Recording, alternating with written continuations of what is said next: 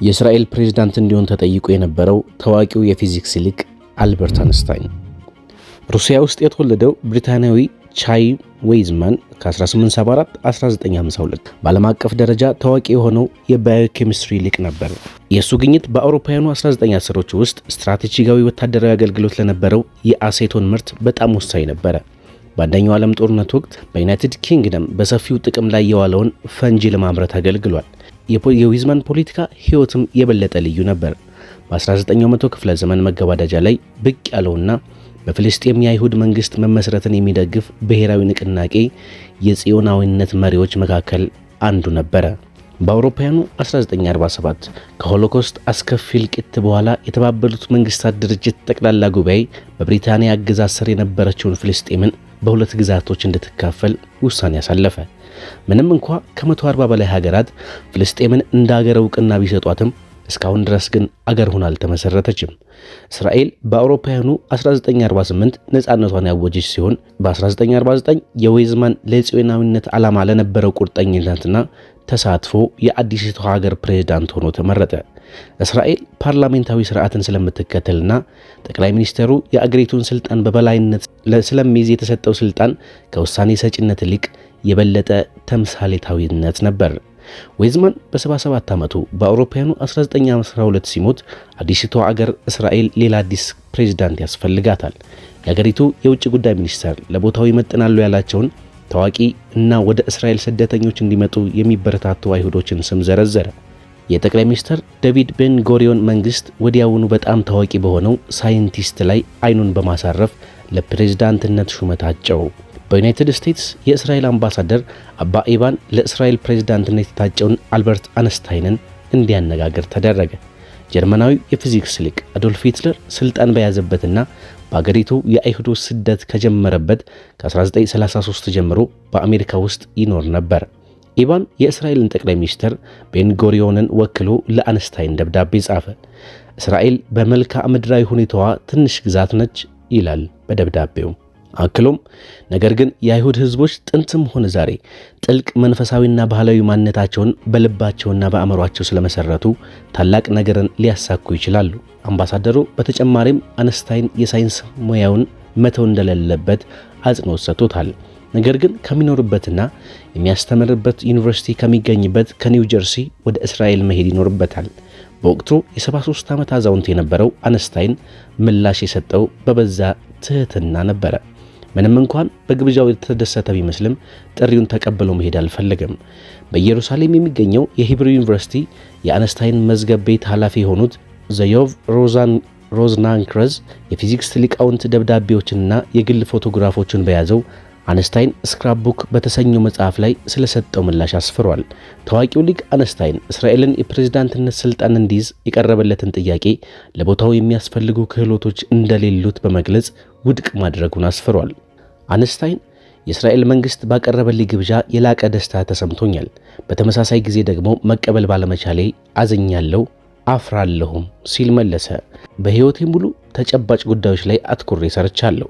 ስለዚህ ከሰዎች ጋር በትክክል የመገናኘትና ኃላፊነት የሚጠይቅ ቦታዎች ላይ መስራት ተፈጥሯዊ ችሎታና ልምድ የለኝም። በእነዚህ ምክንያቶች ብቻ በዚህ ከፍተኛ የስልጣን ቦታ ኃላፊነቴን ለመወጣት ብቁ አይደለሁም ይላል። በዓለም ሀገራት መካከል ያለን አደገኛ ቦታ ሙሉ በሙሉ ካወቅኩበት ጊዜ ጀምሮ ከአይሁዶች ጋር ያለ ግንኙነት በጣም ጠንካራ ትስስር ያለው በመሆኑ በሚፈጽሙት ሁኔታዎች የበለጠ ተበሳጭቻለሁ። በሳይንቲስቱ ላይ በርካታ መጽሐፎች የጻፈችው አሊስ ካላፕሪስ እንዳለችው ከሆነ ጠቅላይ ሚኒስትር ቤን ጎሪዮን እምቢ በማለቱ እፎይታ ተሰምቷቸዋል። በአንስታይን ኢንሳይክሎፔዲያ ላይ ከህሊናው ጋር የሚቃረኑ ፖሊሲዎችን በተመለከተ አንስታይን ባለው ግልጽነት የተነሳ ፈርቼ ነበር ሲሉ ጽፈዋል። ጠቅላይ ሚኒስትሩ ለጽህፈት ቤታቸው ኃላፊ ኢትዛክ ራቮን ከ1978 እስከ 1983 የእስራኤል ፕሬዝዳንት ሆነው ላገለገሉት አዎ ካለ ምን ማድረግ እንዳለብኝ ንገረኝ በማለት አዘዋቸው እንደነበር ተጽፏል። ሹመቱን መስጠት ነበረብኝ፣ ምክንያቱም አለመስጠት የማይቻል ነበር። እሱ ከተቀበለ ግን ችግር ይገጥመናል ሲል ይነበባል። አንስታይን ስልጣኑን አልተቀበለ ማለት ለእስራኤል ፖለቲካ ደንታ ቢስ ነበር ማለት አይደለም፣ እንዲሁም በተቃራኒው ነው። የታሪክ ባለሙያው ማይክል ጊሄርማን አነስታይን የጽዮናዊነት እንቅስቃሴ አባል ነበር። ከ1921 ጀምሮ ከዊዝማን ጋር የጠበቀ ግንኙነት ነበረው። የጽዮናዊነትን ግራ ክንፍ በመወከል በፍልስጤም ላሉ አረቦች እና አይሁዶች ብሔራዊ መብት የሚሰጥ የሁለትዮሽ መንግስት መፍጠርን የሚደግፍ ነው በማለት ያብራራሉ። አሁንም የአነስታይን የደብዳቤ ልውውጥ ይህንን እንድንረዳ ያግዘናል። በአውሮፓውያኑ 1947 ከህንድ ነጻነት በኋላ ሳይንቲስቱ ለአዲስቱ የአገሪቱ ጠቅላይ ሚኒስትር ለጃዋሃርላል ኔህሩ ደብዳቤ ጻፈ። የህንድ ስኬትን አድንቆ በጽዮናዊነት ላይ ያለውን አቋም የጽዮናውያን ጉዳይ ተቀብያለሁ፣ ምክንያቱም ደግሞ ግልጽ የሆነ ስህተትን ለማስተካከል መንገድ ስላየው ሲል በግልጽ ተናግሯል። በሚቀጥለው ዓመት እስራኤል ስትመሰረት ሳይንቲስቱ ከብዙ አስርት ዓመታት የጽዮናውያን ትግል በኋላ እርካታ ተሰምቶት ሊሆን ይችላል። ነገር ግን ይበልጥ አክራሪ በሆነው የእስራኤል ህዝብ የሚፈጸመውን በደል አውግዟል። በ1948 መገባዳጃ ላይ እሱና ሌሎች የአይሁድ ምሁራን ፖለቲከኛ ሜናሄም ቤጌን ወደ አገሪቱ ያደረጉትን ጉብኝት በመተቸት ለኒውዮርክ ታይምስ ግልጽ ደብዳቤ ጽፈው ነበር።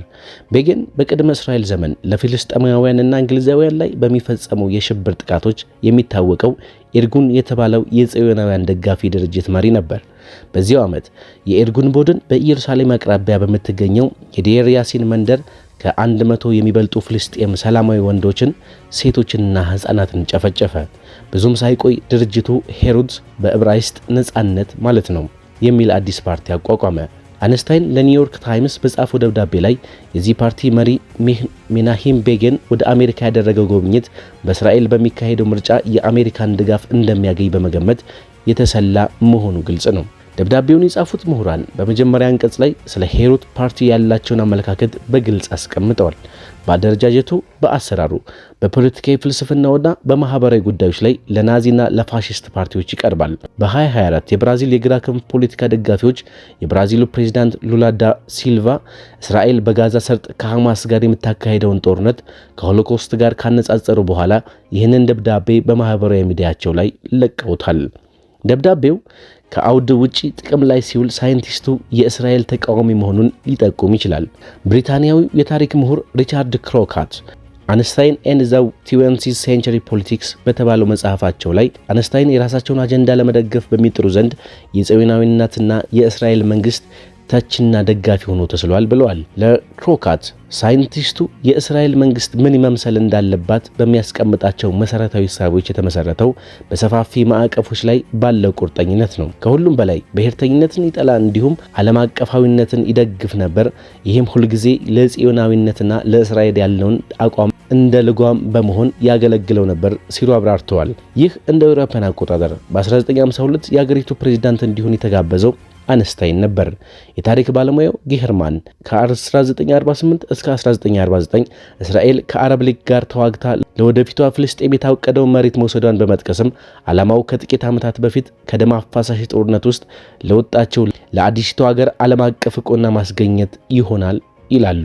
የታሪክ ምሁሩ ሚሼል ጊሄርማን ምንም እንኳን በእስራኤል ውስጥ የፕሬዝዳንት ጽህፈት ቤት የበለጠ ተምሳሌታዊ ተግባር ያለው ቢሆንም እጅግ በጣም ፖለቲካዊም ነው ይላሉ። አነስታይን የተጋበዘው አይሁዳዊ በመሆኑ ብቻ ሳይሆን ጽዮናዊነት እንቅስቃሴና የእስራኤልን መፈጠር በመደገፍ ሂደት ወቅት በነበረው ፖለቲካዊ ተሳትፎ ነው ሲሉ አስተያየታቸውን ሰጥተዋል። ሌሎች ታዋቂ አይሁዳውያን እስራኤልን እንዲወክሉ ተጋብዘው እንደነበር በመግለጽም በተምሳሌታዊ ቦታ የአገሪቱን ገጽታ ለማሻሻል በማሰብ እንደነበርም ያስታውሳሉ። በ1990ዎቹ መጀመሪያ ላይ የቀድሞ ጠቅላይ ሚኒስትር ሺሞን ፔሬዝ በሰጡት ቃለ መጠይቅ ላይ ደራሲው አሞስ ኦዝ ወደ ፖለቲካ መግባት እንዳለበት ተከራክረዋል። እንደ አውሮፓውያን አቆጣጠር በ1952 አነስታይን አባል በነበረበት ቤት ሻሎም አነስተኛ ተጽዕኖ ቢኖረውም በጭራሽ የተገለለ አልነበረም ሲሉ ጊሄርማን ያስረዳሉ። አባላቶቹ እንደ ፈላስፎች ሃና አረነት፣ ማርቲን ባቡር እና ጌርሾም ሻሎም ያሉ በዓለም አቀፍ ደረጃ የተከበሩና የተደነቁ ምሁራን ነበሩ። ሂብሩ ዩኒቨርሲቲ ኦፍ ጄሩሳሌምን የመሰረቱት የብሪት ሻሎም ተሳታፊዎች ነበሩ። ዛሬ ግን የቡድኑ አባላት አሁን ባለው የእስራኤል መንግስት እንደ ካድ ይቆጠራሉ ሲሉ ጊሄርማን ይናገራሉ። የጠቅላይ ሚኒስትር ቤንያሚን ኔታንያሁ አስተዳደር ለሁለት አገራት መፍትሄ መሻትን ለመሳሰሉት ተቃራኒ አስተያየቶች ቦታ የለውም ሲሉ አክለዋል። የዘመናችን አነስታይን ማን ሊሆን ይችላል? ያ ሰው ስልጣኑን ቢቀበል ብላችሁ አስቡት። በኬሚስትሪ የኖቤል ተሸላሚና የፍልስጤም ግዛቶችን ወረራና ዛሬ በጋዛ እየሆነ ያለውን የሚተቸው አዳ ዮናት ይቀበል ይሆን? አይመስለኝም። አንስታይን የቀረበለትን የፕሬዝዳንትነት ስልጣን ሹመት ውድቅ ስላደረገ በዚያ ዓመት የእስራኤል ፕሬዝዳንት የሆነው የታሪክ ምሁሩ ይስሐቅ ቤንዝቪ ነው። አሜሪካን የጎበኘውና በሳይንቲስቱ የተተቸው ፖለቲከኛው ሜናሄም ቤጌን በእስራኤል ውስጥ ያለው ተጽዕኖ እየጨመረ መጥቷል። ሄሩት በቀጣዮቹ 10 ዓመታት ውስጥ የሌበር ፓርቲ ስልጣን በያዘበት ወቅት ዋነኛው የእስራኤል ወግ አጥባቂ ፓርቲ ነበር። ቤጊን እንደ አውሮፓውያን አቆጣጠር በ1977 የጠቅላይ ሚኒስትርነት ቦታን ያገኘ ሲሆን እስከ 1983 ድረስ በስልጣን ቆይቷል። ከ5 ዓመታት በኋላ ሄሩት በሌላኛው የቀኝ ክንፍ ፓርቲ ሊኩድ ተገፋ። እንደ አውሮፓውያን አቆጣጠር ከ2006 ጀምሮ መሪው ኔታንያሁ በአገሪቱ ታሪክ ውስጥ ረዥም ዓመት ስልጣን ላይ የቆዩ ጠቅላይ ሚኒስትር ሆነው አገልግለዋል። በአጠቃላይ በስልጣን ላይ የቆዩበት ዘመናቸው ቢሰላ ወደ 18 ዓመታት ሊደርስ ይችላል። በቸር ይቆዩን።